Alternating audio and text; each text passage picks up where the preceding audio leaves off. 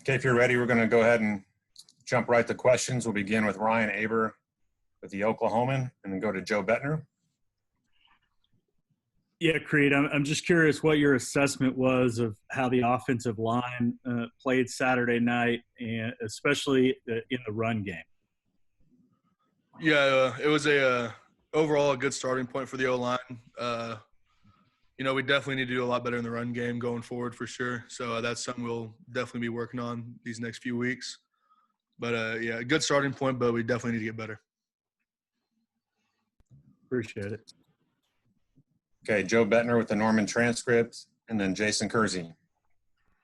Creed, you obviously don't have as many non-conference games as usual this year, and I'm curious how important those kind of first games are as far as getting the offensive line reps, building that chemistry. It seems like something that in past years has taken, a few games to kind of gel together. How important are those for you guys to take advantage, I guess, of these next few games?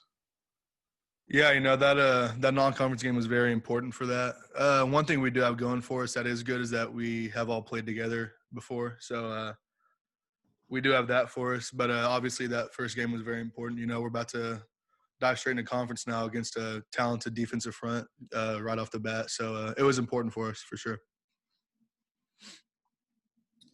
Okay, let's go to Jason Kersey of The Athletic and then Eric Bailey. Yeah, hey, Creed. I wonder if you could describe the difficulty you guys face as an O-line, kind of when you don't know day to day who's going to be available and who's not. Maybe for those of us who aren't offensive linemen, what are the challenges of having different guys lined up next to you every day and not having that consistent five-man unit? Yeah, it can be challenging. There's days where we might not know who we're going to be playing by, but that's just the reality of the situation we're in this year. So we got to play through it.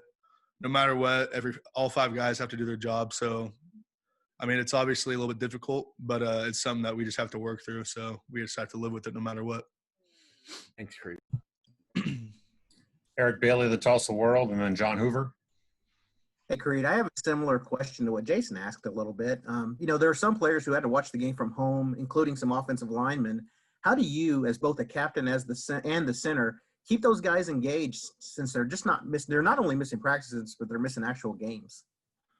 Yeah, it's difficult. They're not getting all those reps that they need to be getting for sure. But, we have them in on Zoom meetings for our position meetings, things like that. So they're not missing too much of the mental part of it. They can still watch the practice from that day, on their iPads, things like that. So it's really, they just got to grow mentally whenever people are out like that. So they may not be getting the physical reps, but they're getting the mental reps still. Thanks, Creed. John Hoover, SI Sooners, and then Bob Prisbillo. Hey, Creed, I also had a similar question in that vein, and that is, we talked to Bill Beedenbow and yourself several times throughout the preseason about the depth that was available to the offensive line this year, the number of guys who could play a number of positions. And you look at the participation chart from the postgame, and I think a total of 7 guys played. You were out of the game early, obviously. But the fact that 7 guys played in the season opener, 48-0 against Missouri State, is that disappointing that more guys didn't get that action that you had been looking forward to for so long? Yeah, obviously we'd want more people out there for sure. But that's just, the world we're living in right now is you never know who's going to get it. We're going through a pandemic, so people can be doing all the right things off the field and they can still get this. So, no matter what, obviously it's disappointing to have those guys not, play that first game, but it's just, something that we have to go through this year. Thank you. Okay, let's go to Bob Prisbillo with Sooner Scoop, and then Joey Helmer.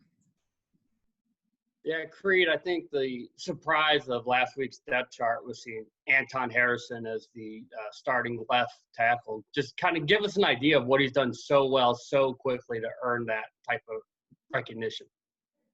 Yeah, Anton had a great fall camp. He was doing everything right, as far as mental stuff. He wasn't really having too many breakdowns in assignment-wise areas, but, he has a lot of physical tools. That's exciting to see for sure. He's going to be as long as he keeps working, he'll be a great talent here. And I'm excited to see where his future goes. Okay, Joey Helmer with OU Insider, and then Keegan Renault. Yeah, Creed, I know you guys are focused on what you do, but just kind of what are your thoughts on Seth McGowan and what you've seen from him? Yeah, Seth, he also had a good fall camp, and I'm excited to watch him and how he grows. He's a physical runner. He's athletic, physical. He can make you miss. He's a really talented back, and I'm really excited to see where his career goes. Okay, Keegan, did you still have a question? I know you said yours was already asked. He's already, yeah, he's been asked it 3 times, so I'll ask him again. Okay, we'll go to Brandon Drum, OU Insider, and then Lee Benson. Great. Appreciate you doing this.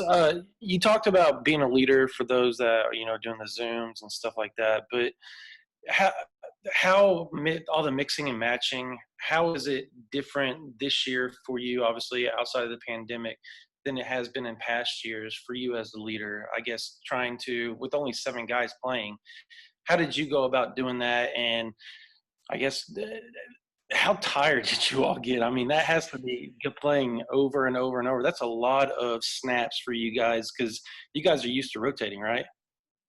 Yeah, it was the coaches, they did a good job during practice, keeping us fresh and everything. They weren't, just trying to make us go full speed every single play. They gave us, some time off during practice to let us catch our breath and things like that. So they did a really good job with it.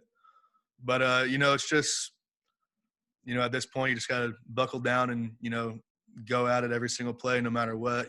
We're there, so you might as well go hard every single snap that you're in. So, you'd obviously like to have more people, but if you're there, you got to go hard every snap. You don't really have any leeway towards that. We're going to be improving no matter what. So you got to, be on that. And that's, one point that myself and, other leaders on this team made, just because you might not have everybody there that's in your position group, that doesn't mean you get to take time off, things like that during plays. So, it was one of those things that we just had to keep pushing, and we did. We had a good week of practice, things like that. So I'm proud of the guys for, approaching it the right way. Okay, let's go to Lee Benson with KWTV and then Kerry Murdoch. Hey, Creed, ever since you've been here at Oklahoma, it seems like early in the year, the offensive line group, you all start a little bit slow based on the standards that you have there at Oklahoma on the offense. And then come October, mid-season, it seems like you guys really start to gel and start to really play well game after game after game. Now that you got a game under your belt, do you kind of have that in the back of your mind when you're talking to the younger guys and you're thinking about how good you guys can be in the future?